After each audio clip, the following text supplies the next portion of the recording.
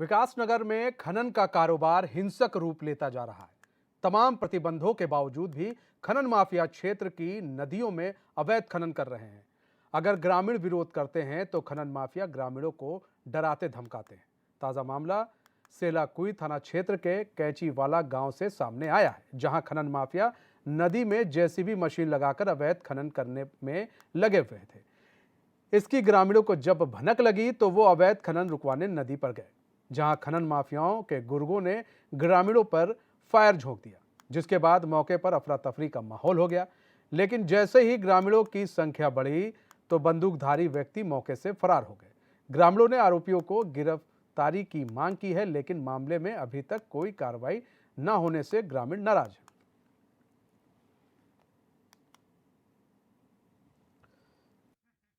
यहाँ पे मशीन लगी हुई थी, हमने इनको रोकना चाहा और ये रुके नहीं। इनके बाउंसर आए और उन्होंने गोली चलाई हम पे और मारपीट भी की सर।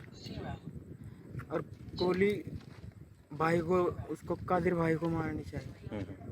आपने कभी शिकायत की हो किसी से ऐसी? की बहुत सर, पर किसी ने कार्रवाई नहीं की है। यहाँ पे मशीन लगी हुई थी, हमने इनको रोकना चाहा और ये रुके नहीं। इनके बाउंसर आए और उन्होंने गोली चलाई हम पे और मारपीट भी की सर। और गोली भाई को, उसको कादिर भाई को मारनी चाहिए।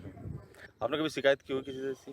की बहुत सर, पर किसी ने कार्रवाई नहीं की है। से घर गया आपने रात को लगभग 11 साढ़े 11 बजे। तो यहाँ से घर जाने के बाद मेरे पास फ़ोन आया खेत में से। प्लांट पे रखवाली कर रहे थे लोग। उन्होंने कहा कादिर भाई झगड़ा होगा प्लांट पे और जल्दी जाके देख। जैसे मैं सर प्लांट पे पहुँचा तो मैंने उन्हें पूछा कि भाई ये क्या हो रहा है, यहाँ पे झगड़ा कैसे हुआ। तो उन्होंने मेरे ऊपर बंदूक तानी, पेट में लगाई मेरे, और उन्होंने फायर करी। मैंने उनका हाथ पकड़ के ऊपर उठाया जब फायरिंग हुई जी। क्या आपको मार रहे थे गोली? हाँ सर, मेरे पेट में लगा दी थी उन्होंने, तो मैंने उनके बाजू उठाए पकड़ के, जब जाके मेरी जान बची। सर इस क्षेत्र का बहुत बुरा हाल हो गया सर। पिछले 4-5 दिन से ये कंटिन्यू 2-2 मशीनें लगा रहे हैं सर। डंपर और ट्रैक्टर दोनों चीज़ें चल रही हैं सर। हम डेली इन्हें सूचना दे रहे हैं कि आप ये गलत कर रहे हैं। हमने कई बार इस चीज़ का मुद्दा हम पिछले 1.5-2 साल से उठाते आ रहे हैं। पुलिस प्रशासन को हमने कह लिया, एसडीएम सर को, डीएम सर को, यहाँ तक कि एसएसपी सर तक को हमने कॉल की, पर कोई कार्रवाई आज तक नहीं हुई। पूरी तो इन्होंने ग्राम समाज यहाँ पे हड़प ली है, ठीक है सर। ऊपर से रात इन्होंने ऐसा किया कि हमारे गांव के कुछ लोग इन्हें रोकने के लिए आए। ये अभी जो भाई थे यहाँ पे जो बात कर रहे थे, ये इन्हें रोकने के लिए आए तो प्रशांत रोमोला जी ने इनको मारना स्टार्ट कर दिया। प्लस उनका जो मुंशी था बंटू, उन्होंने आके इनको बहुत गंदे तरीके से मारा। अचानक मौके पे पहुँचते हैं कादिर, जो गांव के व्यक्ति हैं। वो मौके पे पहुँचने के बाद जैसे वहाँ पे पहुँचे तो उनके जो बाउंसर थे, प्रशांत रोमोला ने उनको फ़ोन करके बुलाया और जो उनके बाउंसर थे उन्होंने आते हुए साथ कादिर के पिस्टल सीने पे रख दी। अगर वो साइड वाला बंदा उसका हाथ ऊपर ना करे तो पिस्टल की गोली उसके अंदर गई थी, वो सीधा हवा में गई फिर। तो सर इस कारण जनता में आक्रोश हुआ।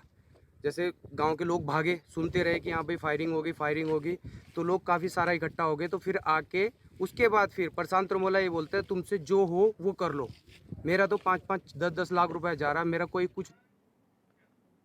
इसी बीच हमारे साथ हमारे सतपाल धानिया जुड़ चुके हैं। सतपाल, अवैध खनन चल रहा है गांव के अंदर और अधिकारियों को क्या इस बात की जानकारी नहीं है?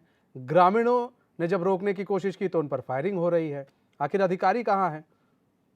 तो देखिए, आपको बताना चाहूंगा, जिस तरह से पशुधन क्षेत्र में लगातार अवैध खनन की शिकायतें हो रही हैं और अवैध खनन देखने को मिला, तो कहीं ना कहीं ये जिलाधिकारी देहरादून है और एसएसपी देहरादून है, उनके आदेशों की अवहेलना करेंगे। साथ ही जो माननीय हाईकोर्ट है उनके द्वारा भी खनन पर प्रतिबंध लगाया गया है कि बरसात का सीजन है, नदियों में किसी भी तरह का खनन नहीं किया जाएगा। बावजूद उसके जेसीबी मशीनें लगाकर नदियों में अवैध खनन किया जा रहा है, तो कहीं ना कहीं चिंता का विषय है। और जब ग्रामीण उन चीजों को रोकते हैं तो कहीं ग्रामीण को डराया धमकाया जाता है। देखिए, कल देर रात का ये मामला है जब कैंचीवाला गांव में नदी में जेसीबी मशीनें लगाकर अवैध खनन किया जाता। ग्रामीणों को लगी तो ग्रामीणों ने इस चीज को, अवैध खनन को रोकने का प्रयास किया, तो ग्रामीणों को डराया धमकाया, मारपीट की गई, उनके ऊपर फायर झोंका गया। साथ ही जो वहाँ पे जो अन्य ग्रामीण थे उन्हें भी डरा धमकाकर भगा दिया गया।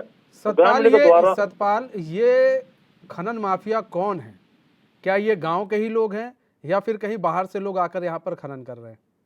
जी बिल्कुल देखिए, जिस तरह से हमने इसकी पड़ताल की इस पूरे प्रकरण की, आखिर इसमें कौन कौन लोग शामिल, तो उसे बताया गया है कि कोई हरिद्वार के कुछ खनन व्यवसायी है, उनका ये यहाँ पर प्लांट है और उनके द्वारा यहाँ पर अवैध खनन किया जा रहा है। और सबसे बड़ी बात तो यह है कि जो ये प्लांट है ये भी मानकों के तहत नहीं बनाया गया है, अवैध रूप से ये प्लांट संचालित किया जा रहा है। हालांकि शासन प्रशासन को इन सब की जानकारी बावजूद इसके इन पर कार्रवाई नहीं की है। बताया जाता है कि ये लोग बहुत बड़े प्रभावशाली होते हैं, बड़े बड़े स्पेशल फोर्सेज इनके बहुत संबंध बड़े से प्रभावशाली वाले उच्चाधिकारी लोग होते हैं, इनके हैं, साथ इसलिए प्रशासन भी शायद बच रहा है, कार्रवाई नहीं हो रही है ऐसे लोगों पर।